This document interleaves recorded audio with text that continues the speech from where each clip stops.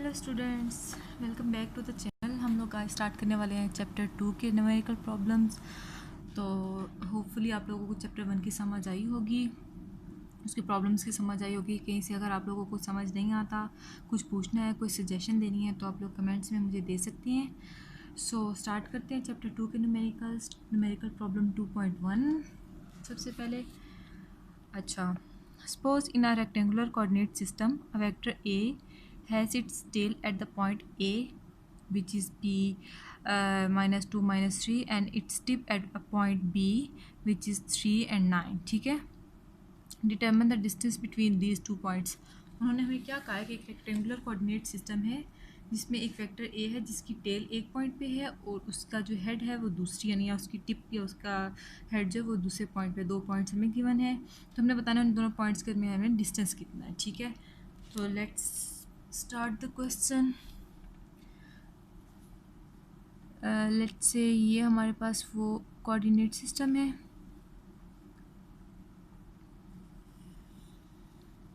इसको मैं x axis कह देती हूँ, पॉजिटिव एक्स एक्सिस। ये हमारे पास हो गया नेगेटिव एक्स एक्सिस, ये हमारे पास हो गया पॉजिटिव वाई एक्सिस, और ये हमारे पास नेगेटिव वाई एक्सिस। ठीक है, ये है ओरिजिन हमारे पास। तो उन्होंने हमें क्या बताया है कि एक पॉइंट है हमारे पास जिसका एक पॉइंट है जिसका कोऑर्डिनेट बताए गए हैं -2 -3।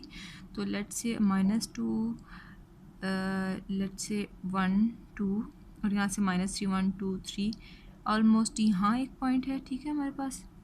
और सेकंड उन्होंने बताया है 3 और 9, तो 1 2 3 समथिंग लाइक दिस, और यहाँ से 9 पॉइंट्स अबव ऑलमोस्ट ये पॉइंट बनता है।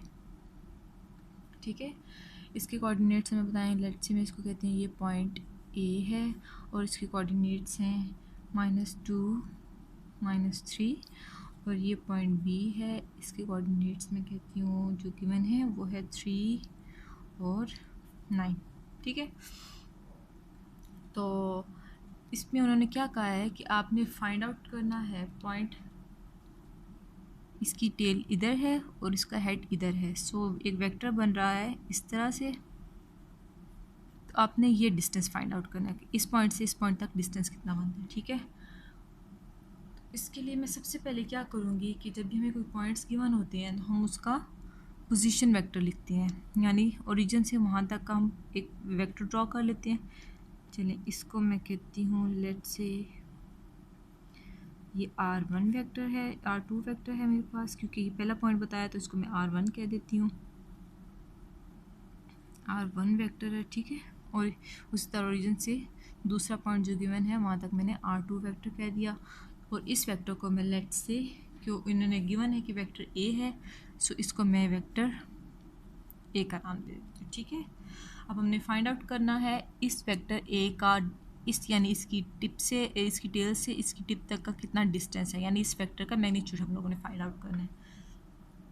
सो क्वेश्चन को आप लोगों ने अंडरस्टैंड करना है सबसे पहले।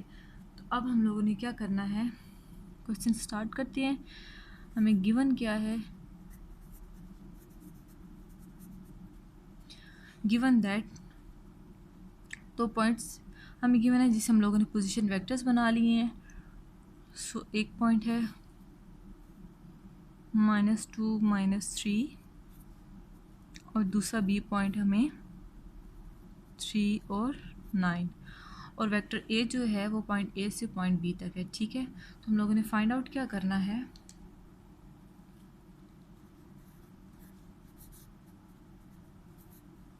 जो ये वेक्टर ए है इसका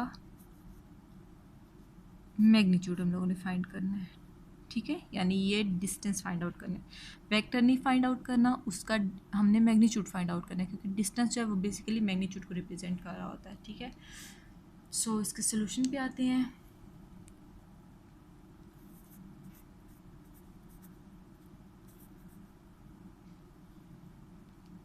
चलें जी, सोल्यूशन के लिए हम लोग सबसे पहले कहते हैं कि हमने ये जो खुद से डिफाइन किए हैं कि ये पोजीशन वेक्टर R1 है और ये पोजीशन वेक्टर R2 है, क्योंकि हम लोगों ने खुद से एक चीज़ डिफाइन की है या सपोज की है, तो हम यहाँ पे इसको सोल्यूशन में लिखेंगे। तो हम लोग लिखते हैं position vector of point A, जिसको मैंने रिप्रेजेंट किया R1 से, R1 this will be equal to -2 I unit vector और -3 J यूनिट वेक्टर, क्योंकि हमें पता है, रफ में आपको बताती हूँ कि जो भी ये एक्स वाई कोऑर्डिनेट्स होते हैं किसी पॉइंट के, लेट से कोई भी पॉइंट P है, उसके जो एक्स और वाई कोऑर्डिनेट्स गिवन होते हैं, तो एक्स के साथ हम लोग I यूनिट वेक्टर को अटैच करते हैं और वाई कंपोनेंट के साथ हम लोग J यूनिट वेक्टर को अटैच करते हैं। सो इसी तरह से मैंने क्या किया, एक्स जिसका कंपोनेंट था वो -2 था, तो -2 I यूनिट वेक्टर, और उसका वाई कंपोनेंट जो है वो -3 है, तो -3 J unit vector Y component के साथ। ठीक है, सेकेंड वेक्टर हम लोगों ने लिखा है पोजीशन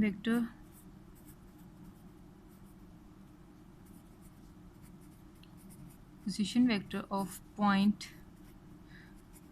बी, जो हम लोगों ने ये सपोज किया है, तो उसको मैंने रिप्रेजेंट किया है R2 के साथ। This will be equal to 3I, उसी तरह से 3 और साथ I यूनिट वेक्टर होगा एक्स कंपोनेंट के साथ प्लस 9 J यूनिट वेक्टर। ठीक है, तो अब आप देख सकते हैं कि according to head to tail rule, ये डायग्राम आपके सामने ही रखूँ ताकि आपको यहाँ से समझा सकूँ। अच्छा, हेड टू टेल रूल क्या होता है कि हमने जब भी दो वेक्टर्स को ऐड करना होता है, कोई से दो वेक्टर्स हो हमारे पास, लेट से एक फर्स्ट वेक्टर की डायरेक्शन ये है और सेकंड वेक्टर की डायरेक्शन ये है, हमें कोई भी ए बी वेक्टर्स गिवन है, तो उनका जो रिजल्टेंट होगा वो हमेशा फर्स्ट की टेल से लास्ट के हेड तक जाता है, इस तरह से। अब एक और एग्जांपल देती हूँ, लेट से हमारे पास ए वेक्टर को ये है, बी वेक्टर को ये है, उसी तरह से फर्स्ट की टेल से लास्ट की हेड तक जो है ये रिजल्टेंट वेक्टर होगा। इनकी जो हमें गिवन हो सकते हैं ए बी, इनकी ओरिएंटेशन कोई भी हो सकती है। सो फर्स्ट हर वो वेक्टर जो फर्स्ट की टेल से लास्ट वेक्टर के हेड तक जा रहा होगा वो रिजल्टेंट होगा, और जो इस तरह होगा कि यानी जिस तरह भी ये वेक्टर है कि इसकी टिप के साथ ही अगले की टेल स्टार्ट हो रही है, इसी तरह ये देखें इसकी टिप के साथ ही अगले की टेल स्टार्ट हो रही है, तो ये जो दो वेक्टर्स होंगे जो एडिशन में होंगे।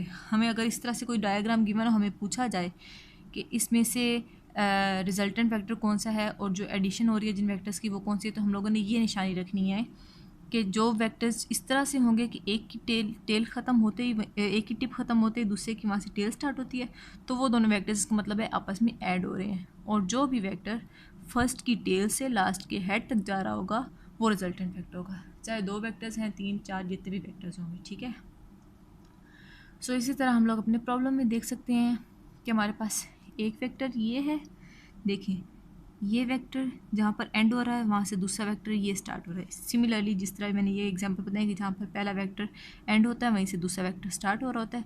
सो ये देख सकते हैं आप, ये जहाँ पर एंड हो रहा है वहाँ पर ये स्टार्ट हो रहा है। ठीक है, और फर्स्ट की टेल से इस वेक्टर की टेल से इस वेक्टर के हेड तक ये वेक्टर जा रहा है। सो हमें ये पता चला कि ये रिजल्टेंट वेक्टर है और ये दो वेक्टर है जो आपस में ऐड हो रहे हैं। तो मैं हेड टू टेल रूल अगर लगाना चाहूँ,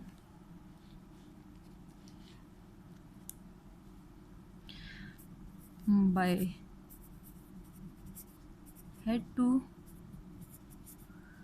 tell rule, so head to tail rule मुझे क्या बताता है कि दो वेक्टर्स की एडिशन यानी इस वेक्टर की और इस वेक्टर की एडिशन का रिजल्टेंट ये है। सो रिजल्टेंट वेक्टर क्या होगा यहाँ पर R2, ये resultant is equal to first vector R1 plus second vector A। ठीक है, इसको मैं रीअरेंज करती हूँ, तो दिस इम्प्लाइज दैट अगर मैं A को यहीं रखूँ तो ये तो जाके माइनस हो जाएगा। So A vector is equal to R2 minus R1। So हम लोग करना क्या चाह रहे हैं, हम लोग इस A वेक्टर का मैग्नीट्यूड फाइंड आउट करना चाह रहे हैं। तो मैग्नीट्यूड हम तभी फाइंड आउट कर सकते हैं जब पहले हम इस वेक्टर को फाइंड आउट करें। सो हम लोगों को हेड टू टेल रूल से वेक्टर पता चल गया कि अच्छा ये वेक्टर की वैल्यू क्या है, तो ये R2 माइनस R1 होगी। नाउ पुटिंग वैल्यूज़,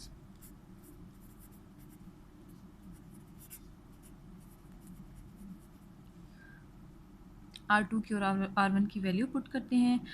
यहाँ पे आप देख सकते हो ऊपर हम लोगों ने जो सपोज की हुई है value. So A vector will be equal to R2 की value 3I plus 9j unit vector और माइनस साइन ये, देन r1 की value -2i -3j unit vector.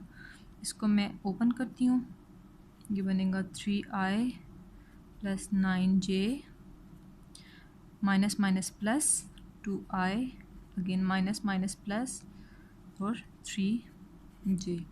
अब हम लोग क्या करेंगे कि जो i यूनिट वेक्टर है वो हमेशा i यूनिट वेक्टर के साथ ऐड होगा और जो हमारे पास j यूनिट वेक्टर होगा वो हमेशा j यूनिट वेक्टर के साथ ऐड अप होता है। ठीक है, सो हम लोग i को i के साथ ऐड करेंगे और j को j के साथ कंपोनेंट के साथ ऐड करेंगे। हमारे पास क्या आएगा, a vector will be equal to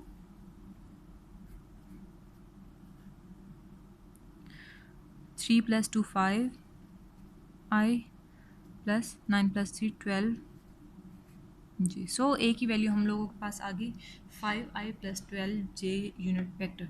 लेकिन हम लोग अब बस एक स्टेप दूर रह गए हैं, हम लोगों को इस वेक्टर का जो हमने फाइंड आउट a वेक्टर किया है इसका मैग्नीट्यूड फाइंड आउट करना है। यहाँ पर अगेन लिख देती हूँ, हमने जो फाइंड आउट किया है सो फार, हमने फाइंड आउट किया है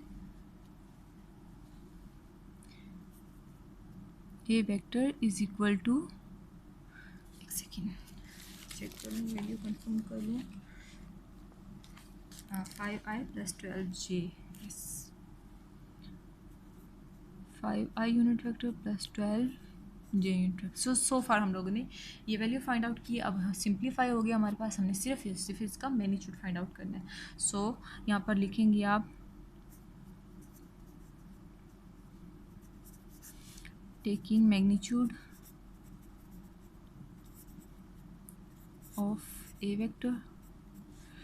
सो मैग्नीट्यूड का क्या फार्मूला होता है, किसी भी वेक्टर का उसके एक्स कंपोनेंट का, लेट से इसको मैंने ए वेक्टर का है तो इसको ए एक्स कह देती हूँ, इसको दूसरे मार्कर से लिखती हूँ, ये है इसका ए एक्स कंपोनेंट और ये है इसका ए वाई कंपोनेंट। ठीक है, यानी ए वेक्टर का ये एक्स कंपोनेंट है और ये ए वेक्टर का वाई कंपोनेंट है। सो फार्मूला हमारे पास क्या होता है, ए एक्स स्क्वायर प्लस ए वाई कंपोनेंट स्क्वायर और ऊपर स्क्वायर रूट। ठीक हो गया। सो ए एक्स कंपोनेंट हमारे पास क्या है 5, यानी ए का एक्स कंपोनेंट हमारे पास 5 है, यहाँ पर 5 स्क्वायर प्लस वाई कंपोनेंट क्या है 12 स्क्वायर और ऊपर square root. Again this will be equal to, इसको आप सिंप्लीफाई करेंगे ये बनेगा 25 + 144 स्क्वायर रूट, तो यह बनेगा 169 स्क्वायर रूट ए का मैग्नीट्यूड। उसको आप सिंपली ए भी लिख सकते हैं, यानी उसमें वेक्टर साइन ख़त्म हो जाएगा, simply A is equal to 13, 169 का स्क्वायर रूट आएगा 13 यूनिट्स। सो ये है आंसर।